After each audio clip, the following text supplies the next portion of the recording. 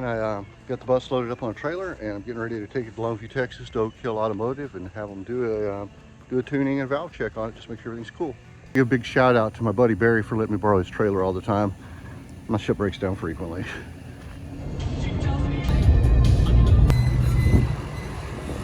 All right, guys, had to stop and grab some breakfast.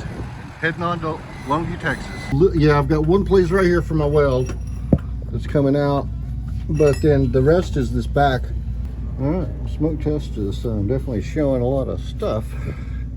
Hey guys, got the bus back home. Everything's cool with it. Got it all tuned up by my friend Daniel Watts over at Oak Hill Automotive. He's awesome. Thanks, Daniel. And also fixed my turn signals and brake lights. So that was awesome. It turned out not to be anything too difficult, just a blown fuse in a new relay. But anyway, I've got it, it's right out here. Got it out there. And I've got to get the rack back on it because I like the rack on it. But one of the things I wanted to do was to add a light bar. I had picked up a used light bar and it works well. And it had some brackets on it, but they didn't really fit the way I wanted them to.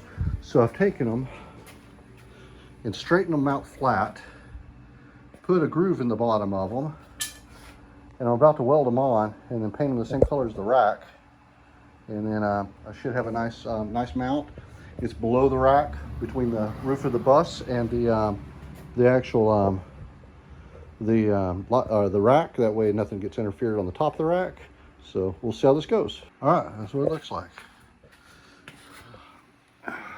So that won't stick out too much. Sometimes I don't like LED lights on vintage cars just because it kind of takes away, it makes them look too modern, but I think that kind of hid away. It won't be that noticeable. What's up, guys? I've got it on the road right now. I'm actually sitting at a car wash. I've never washed the bus since I actually painted it, and so it's been months. So I'm gonna get it washed off and stuff, put some miles on it today. It's driving, it's cool. Right now it's pretty freaking hot, just sitting. It's probably in the mid 80s, but I need to get like an electric fan or something for times like when I'm just sitting and waiting. I'm at the car wash waiting for somebody to finish their car where I can get in there. So anyway, I'll let you know how it goes.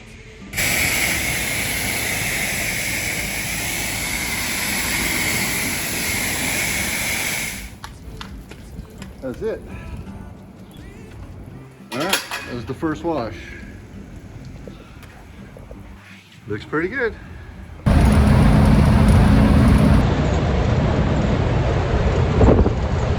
Yep, on the way home, I lost my damn third and fourth gear. I think it went out of adjustment off. I didn't have it tight enough on the floor or what. I stopped by my buddy's shop and got me a wrench, gonna adjust it. Yeah, I figured out why. It was shifting weird. The little rubber boot where the shifter on the front end of the shifter, I've replaced every bushing on that shifter, completely greased it all, except for this one, and it just split. So it keeps locking the shifter up on me. Hey Daniel, do you have one of these bushings? It's like the lead bushing on the shift rod, the one that's all the way the furthest forward. Back in Oak Hill Automotive. They're buttoning up lunch, and I'm gonna pick up my bushing and get back over there and get the bus on the road. But check this out. Need parts? He's got parts. How about an armrest? Pretty much anything you could think of for Volkswagen Beetle, buses, Carmen Gias. If you don't have it here, he's probably got it at the house.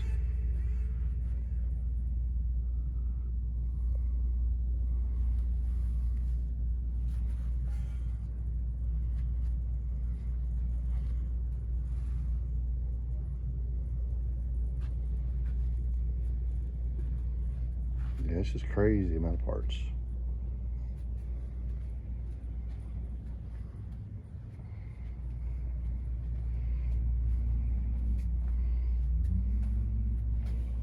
Pretty much anything you could ever want. All right, guys. There's the bushing.